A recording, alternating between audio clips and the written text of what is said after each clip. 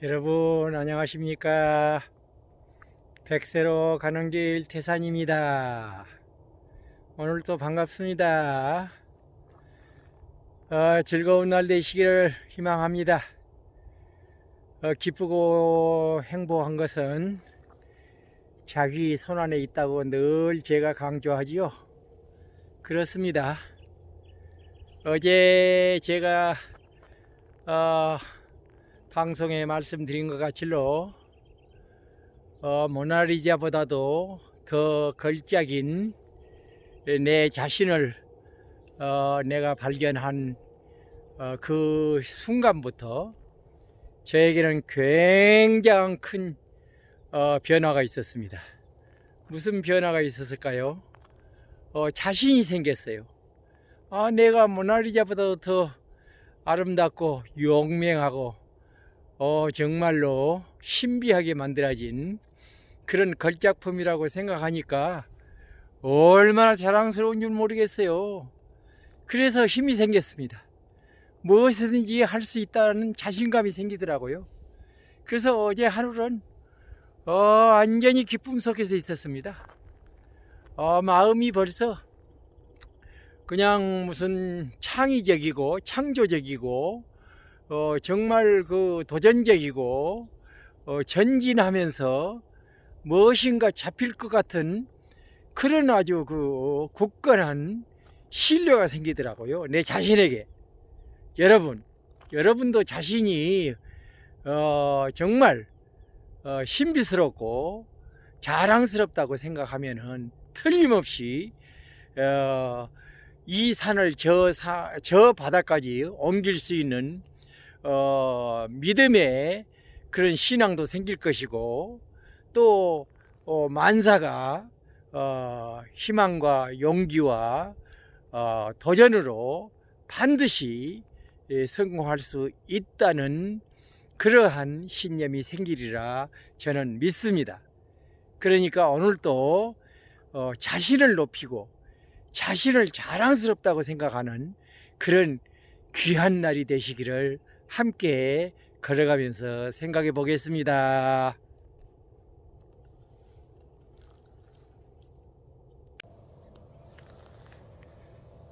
여러분 보이시죠? 동력 하늘을 붉게 물들이면서 우뚝 솟아오르는 태양이 보입니다. 태양은 무엇을 상징할까요? 우리에게 희망과 꿈을 상징하고 있습니다.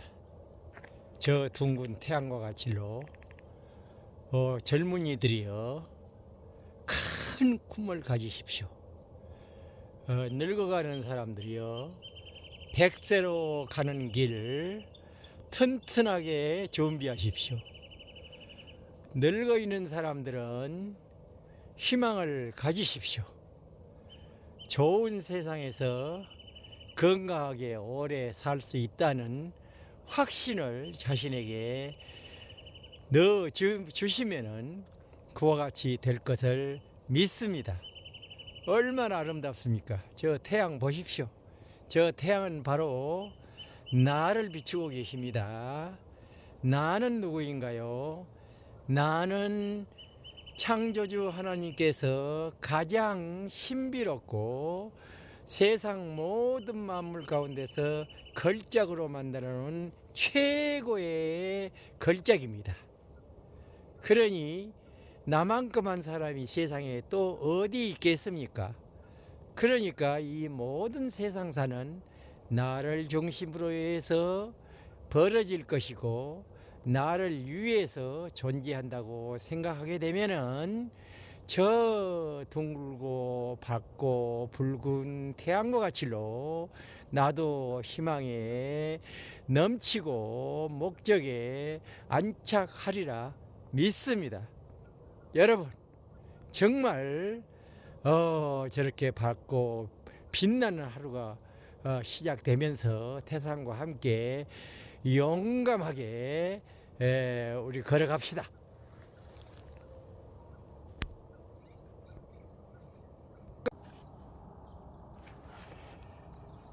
오늘은 디모데전서에 나오시는 주 하나님의 말씀을 묵상해 보려고 합니다.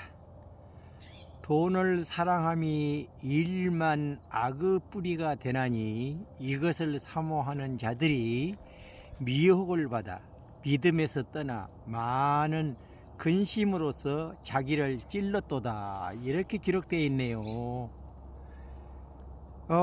돈에 대해서 흔히 볼 수 있는 두 가지 오해가 있습니다. 첫 번째 오해는 돈은 악하다는 것입니다.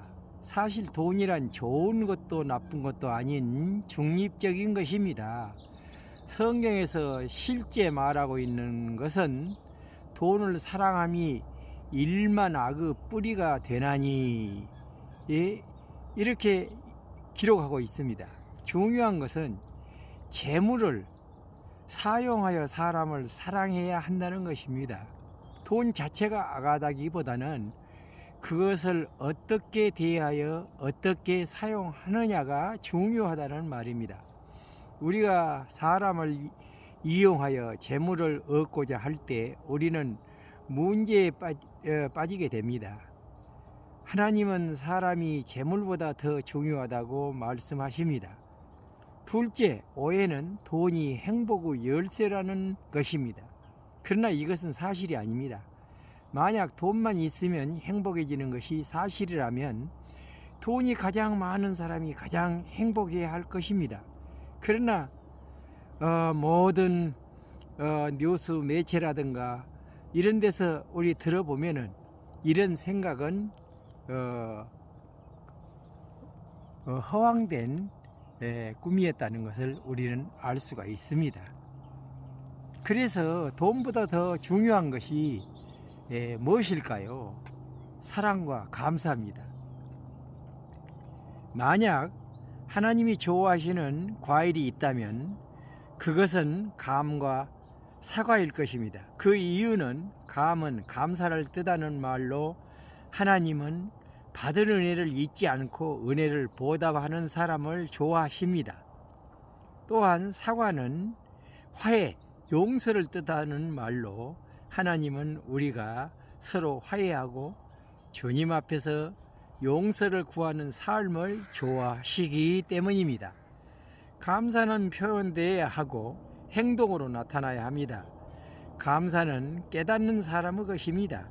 그래서 하나님은 우리의 삶에서 감사의 조건을 넓혀가는 사람을 원하십니다.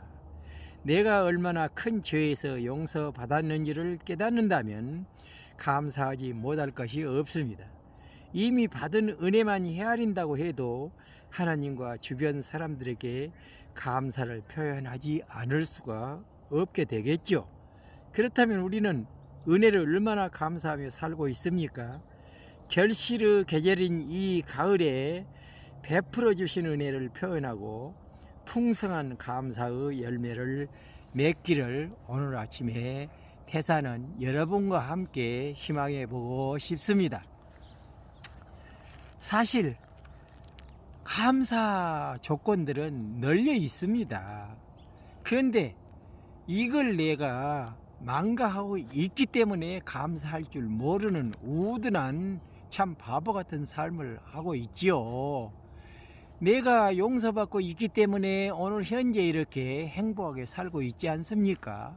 그럼 내가 용서받아서 이렇게 행복한 삶을 이어가고 있는데 내 앞에 잘못한 일을 내가 용서 못할 이유가 없지요. 이것은 나를 위해서도 그렇고 주 하나님을 위해서도 우리는 사람을 용서 못할 이유가 없습니다. 용서 못한다 하는 것은 바로 내가 용서를 받기 싫다는 것하고 똑같습니다. 내가 용서받고 주 하나님으로부터 사랑을 받고 싶다 하면은 반드시 내 이웃을 먼저 용서하는 조건으로 나에게 그와 같은 행복이 부여될 것입니다. 오늘 아침에도 우리는 성경 말씀을 접하면서 감사의 조건을 그냥 무심코 흘려버리는 것이 아니라 일부러 감사의 조건들을 기억하고 잊지 않으려고 노력하지는 않을까, 이렇게 한번 생각해 보십시오. 정말 우둔하고 바보스러운 일입니다. 내가 참 사람이 된다는 것은 감사와 사랑, 이 두 글자에 있습니다. 두 단어에 달려 있습니다. 감사와 사랑. 우리 인간을 하나님께서 창조하시는 목적도 당신한테 감사와 사랑을 받기 위해서였고, 또 하나님 사랑하는 마음으로 다른 사람에게 감사와 사랑을 베풀라고, 그래서 우리 인간을 만들어 놓으신 것이 인간 창조의 목적이라고 저는 확실하고, 또 많은 성경의 구절마다 이 두 단어를 기록하면서 저희들에게 새롭게 해 주시고 계십니다. 여러분, 우리 주위에, 여러분 주위에 용서 못할 조건이 없지요. 용서하지 않을 수도 없는 그런 사람들을 우리는 늘 용서하고 사랑으로 그들에게 감사와 용기와 희망을 함께하는 그런 이웃을 갖도록 오늘 새롭게 제 마음을 다짐해보는 시간을 가지면 어떠시겠습니까?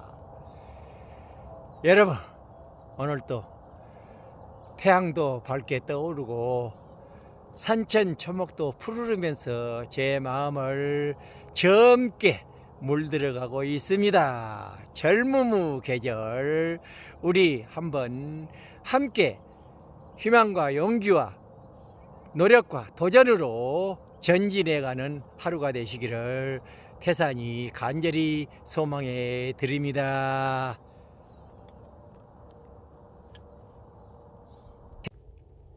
어떠세요? 좋으셨죠? 좋은 시간 되십시오. 좋은 시간은 제가 만듭니다. 여러분 자신에게 있습니다. 아주 즐거운 출발 오늘 이 시간부터 하십시오.